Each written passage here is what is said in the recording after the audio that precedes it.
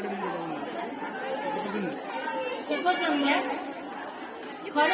नदीर पाददेशे अवस्थित बंधमुंडा ग्राम प्रतिष्ठित मुरलीधर सरकारी उच्च विद्यालय वार्षिक उत्सव आयोजित सभार सभापति महोदय, वरेण्य मुख्य अतिथि, मुख्य वक्ता, निमंत्रित अतिथि, एही ग्राम पंचायतर सरपंच महोदय, परिचालना कमिटीर सदस्य, निमंत्रित भद्र व्यक्ति, अभिभावक, ग्रामवासी, पुरातन छात्र छात्री और वर्तमान अध्ययनरत श्रद्धेय छात्र छात्री और आम विद्यालय समस्त शिक्षक शिक्षिका और शिक्षा कर्मचारी समस्त को स्वागत जनाई सहकारी शिक्षार्थी विद्यालय वार्षिक विवरणी पाठ करुअछि।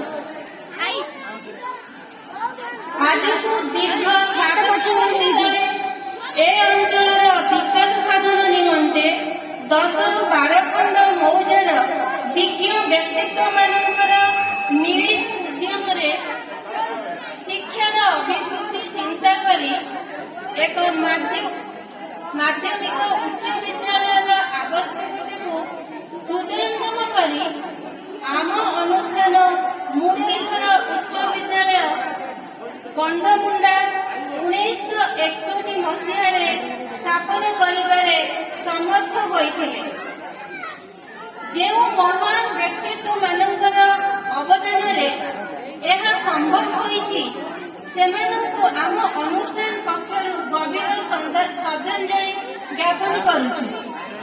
एकदा आम अनुष्ठान समग्र जाजपुर ब्लॉक तथा जिल्ला रे समस्त क्षेत्र रे स्वतंत्र स्थान अधिकार करिथिला बेले आज दिन में यार सुनाम और स्थान आम बजाय रखा समर्थ होइछु। केवल ए अंचल समस्त जनसाधारण पुरातन छात्र बुद्धिजीवी छात्र अभिभावक मानकर सदिच्छा तथा अनुष्ठान प्रति सकारात्मक मनोभाव संभव हो पारि। 1961 मसीहार शिशु अनुष्ठान परवर्ती काल एक बृहत अनुष्ठान परिणत होता बेले किछि वर्ष तलू यही अनुष्ठान शिक्षार्थी मानकर संख्या दृष्टि रुग्ण अवस्था अवतीर्ण। यार एकमात्र कारण हेउछि जेउ अंचल विद्यार्थी माने एठारे शिक्षा ग्रहण करुथिले उक्त अनुष्ठान 4-5 किलोमीटर व्यासार्ध मध्य 10टी उच्च विद्यालय गढ़ी उठी। तथापि छात्र छात्री अभिभावक मानक दृढ़ विश्वास जो वर्तमान आम अनुष्ठान पाखापाखि 5टी पंचायत छात्र छात्री माने शिक्षा ग्रहण करुछन्ति। तथापि चलित शिक्षा वर्ष 2024-25 प्रथम श्रेणी 10म श्रेणी पर्यंत मात्र 146 जन छात्र छात्री अध्ययनरत।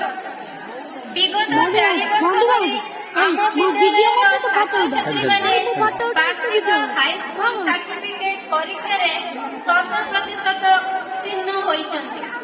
चलित वर्ष हाईस्कूल वार्षिक हाईस्कूल सर्टिफिकेट परीक्षा 2025 रे मध्य उक्त सफलता पाइबाकु आशा रखिछु। गत 2024 मसीह 23 जन वार्षिक हाईस्कूल सर्टिफिकेट परीक्षा देइथिबा बेले 6 जन छात्र छात्री 60% अधिक नंबर रखि उत्तीर्ण होइछन्ति। आम अनुष्ठान उत्तीर्ण छात्र छात्री माने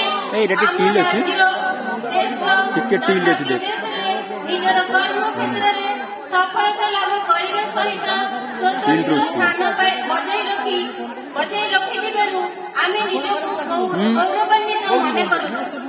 गत वर्ष प्रथम थर सरकार द्वारा प्रचलित मुख्यमंत्री शिक्षा पुरस्कार प्रतियोगिता अंशग्रहण करी आम विद्यालय जाजपुर ब्लॉक रे द्वितीय स्थान ଅଧିକାର କରି 3 ଲକ୍ଷ ଟଙ୍କା ପୁରସ୍କାର ସ୍ୱରୂପ ବିଦ୍ୟାଳୟ ଓ ଗଣଶିକ୍ଷା ବିଭାଗ ଓଡ଼ିଶା ସରକାରଙ୍କ ଠାରୁ ପ୍ରାପ୍ତ ହୋଇଅଛି।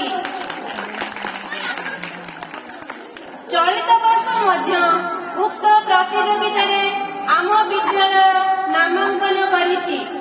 ଆମ ବିଦ୍ୟାଳୟ ଦ୍ୱିତୀୟ ପର୍ଯ୍ୟାୟରେ 5Tରେ ରୂପାନ୍ତରିତ ହୋଇଛି। ଆମ ବିଦ୍ୟାଳୟରେ ଉପଲବ୍ଧ ସୁବିଧା ସୁଯୋଗ ଉପରେ ସମ୍ୟକ୍ ଆଲୋକପାତ କରିବାକୁ ମୁଁ ମନେ କରୁଛି। ପିଲାଙ୍କର ବୌଦ୍ଧିକ ତଥା ଶାରୀରିକ ଉନ୍ନତି ପାଇଁ 4ଗୋଟି କ୍ଲବ ଗଠନ କରାଯାଇଛି। ବିଜ୍ଞାନ ଓ ପ୍ରକୃତିର ଅନ୍ୱେଷଣ ପାଇଁ ଜିଜ୍ଞାସା କ୍ଲବ, ଗଣନା ପ୍ରକ୍ରିୟା ତଥା କମ୍ପ୍ୟୁଟର ଶିକ୍ଷା ଓ ବୈଷୟିକ ଜ୍ଞାନ କୌଶଳର ବୃଦ୍ଧି ପାଇଁ କୌଶଳୀ କ୍ଲବ ଏବଂ ପିଲାଙ୍କର ସାହିତ୍ୟ ଓ କଳାର ବିକାଶ ପାଇଁ ସାହିତ୍ୟ ସୃଜନୀ ଏବଂ ଖେଳ ଏବଂ ଜୀବନ ଶିକ୍ଷାକୁ ପ୍ରରୋଚିତ କରିବା ପାଇଁ କ୍ରୀଡ଼ାଙ୍ଗନ କ୍ଲବ ଗଠନ କରାଯାଇଛି।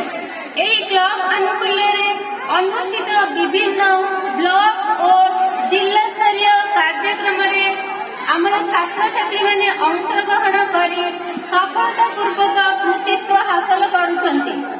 ଏହାଛଡ଼ା ବିଜ୍ଞାନ କ୍ଲବ, ଗଣିତ କ୍ଲବ ଓ ଏନର୍ଜି କ୍ଲବ ଗଠନ କରାଯାଇ ବିଭିନ୍ନ କାର୍ଯ୍ୟକ୍ରମ ବିଦ୍ୟାଳୟରେ ଅନୁଷ୍ଠିତ କରାଯାଉଛି।